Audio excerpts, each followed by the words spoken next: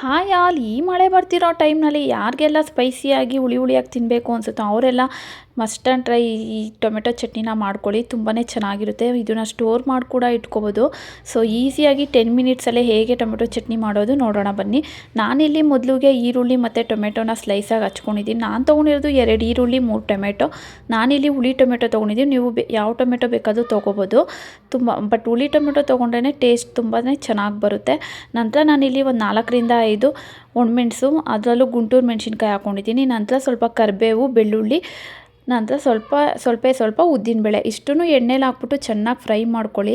So ಕರಿಬೇವಿನ ಸೊಪ್ಪನ್ನು ಹಾಕ್ಕೊಂಡು ಫ್ರೈ ಮಾಡೋದ್ರಿಂದ ಘಮ ತುಂಬಾ ಚೆನ್ನಾಗಿ ಬರುತ್ತೆ. ಮತ್ತು ಯಾರಿಗೆಲ್ಲ ಈ ಹೇರ್ ಫಾಲ್ ಆಗ್ತಾ ಇರುತ್ತೋ ಪ್ರತಿಯೊಂದು ಅಡುಗೆನಲ್ಲೂ ಕೂಡ ನೀವು ಕರಿಬೇವನ್ನ ಯೂಸ್ ಮಾಡಿದ್ರೆ ಹೇರ್ ಫಾಲ್ ಕಂಟ್ರೋಲ್ ತುಂಬಾ ನಿಮಗೆ ಪಾಸಿಟಿವ್ ಇದು ಕೊಡುತ್ತೆ. ಯಾಕಂದರೆ ನನಗೂ ಅಷ್ಟೇ ಕರಿಬೇವು ತಿನ್ನೋದ್ರಿಂದ ನನ್ನ ಕೂದಲು ತುಂಬಾ ಚೆನ್ನಾಗಿ ಬರುತ್ತೆ. ಅದರಿಂದ ನಾನು ಎಲ್ಲ ಅಡುಗೆಗಳಲ್ಲೂ ಕೂಡ ನಾನು ಕರಿಬೇವನ್ನ ಯೂಸ್ ಮಾಡ್ತೀನಿ. ಯಾರಿಗೆಲ್ಲ ಈ ಕೂದಲು ಸಮಸ್ಯೆ ಇರುತ್ತೆ ಅವರು ನಿಜ ಹೇಳ್ತೀನಿ, ಕರಿಬೇವನ್ನ ಜಾಸ್ತಿ ಅಂದರೆ ಜಾಸ್ತಿನೇ ಯೂಸ್ ಮಾಡಿ.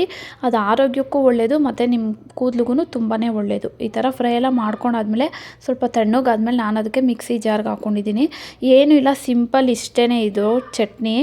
ಅದನ್ನು ಹುರ್ಕೊಳ್ಳೋದು ಮತ್ತು ಮಿಕ್ಸಿ ಮಾಡಿ ಒಂದು ಒಗ್ಗರಣೆ ಕೊಟ್ಟರೆ ಸಾಕು, ಟೊಮೆಟೊ ಚಟ್ನಿ ರೆಡಿ ಆಗುತ್ತೆ. ನಾನಿಲ್ಲಿ ಸ್ವಲ್ಪ ಕಲರ್ಗೆ ಅಂತೇಳಿ ರೆಡ್ ಚಿಲ್ಲಿ ಪೌಡರ್ ಅಂದರೆ ಕಾಶ್ಮೀರಿ ಚಿಲ್ಲಿ ಪೌಡರ್ ಯೂಸ್ ಮಾಡಿದ್ದೀನಿ. ಸೊ ಹುಳಿ ಟೊಮೆಟೊ ಮತ್ತು ಹುಣಸೆಹಣ್ಣು ಹಾಕಿದಾಗ ಸ್ವಲ್ಪ ಬೆಲ್ಲನೂ ಕೂಡ ಆ್ಯಡ್ ಮಾಡಿಕೊಂಡ್ರೆ ತುಂಬಾ ಚೆನ್ನಾಗಿರುತ್ತೆ. ಮತ್ತು ರುಚಿಗೆ ತಕ್ಕಷ್ಟು ಉಪ್ಪನ್ನ ಹಾಕಿ ಚೆನ್ನಾಗಿ ಗ್ರೈಂಡ್ ಮಾಡ್ಕೊಳ್ಳಿ. ನಂತರ ನೋಡಿ ನಾನಿಲ್ಲಿ ಒಂದು ಕಡಾಯಿಗೆ ಎಣ್ಣೆ, ಸಾಸಿವೆ, ಹಿಂಗೆ ಹಾಕಿ ಮತ್ತು ಕರಿಬೇವಿನ ಸೊಪ್ಪು ಮತ್ತೆ ಹಾಕ್ಕೊಂಡಿದ್ದೀನಿ.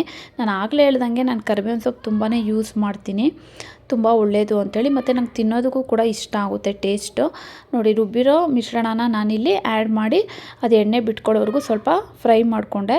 ಸೊ ಟೊಮೆಟೊ ಚಟ್ನಿ ರೆಡಿ ಆಗೋಯಿತು. ಯಾರಿಗೆಲ್ಲ ಈ ವೆದರ್ನಲ್ಲಿ ಹುಳಿ ಖಾರ ತಿನ್ನಬೇಕು ಅನಿಸುತ್ತೆ ಈ ಥರ ಚಟ್ನಿ ಮಾಡ್ಕೊಳ್ಳಿ. ಸೊ ಇದನ್ನು ನಾವು ದೋಸೆ, ಇಡ್ಲಿ, ಚಪಾತಿ, ರೈಸು ಮತ್ತು ಮುದ್ದೆ ಎಲ್ಲದ್ರ ಜೊತೆನೂ ಹಾಕ್ಕೊಂಡು ತಿನ್ಬೋದು ಮತ್ತು ಸ್ಟೋರ್ ಮಾಡಿ ಕೂಡ ಇಟ್ಕೋಬೋದು. Thank you all. ಆ್ಯಕ್ಚುಲಿ ಯಾರೆಲ್ಲ ನನ್ನ ಚಾನಲ್ನ ಸಬ್ಸ್ಕ್ರೈಬ್ ಮಾಡ್ಕೊಂಡಿದ್ದೀರೋ ಅವ್ರಿಗೆಲ್ಲರಿಗೂ ತುಂಬಾ ಧನ್ಯವಾದಗಳು. ಹಾಗೆ ಇನ್ನೂ ಯಾರೆಲ್ಲ ಸಬ್ಸ್ಕ್ರೈಬ್ ಮಾಡ್ಕೊಂಡು ನೋಡ್ತಾ ಇದ್ದೀರಾ ಪ್ಲೀಸ್ ಸಬ್ಸ್ಕ್ರೈಬ್ ಮಾಡ್ಕೊಳ್ಳಿ ಮತ್ತು ಸಪೋರ್ಟ್ ಮಾಡಿ ಹೀಗೆ. Thank you.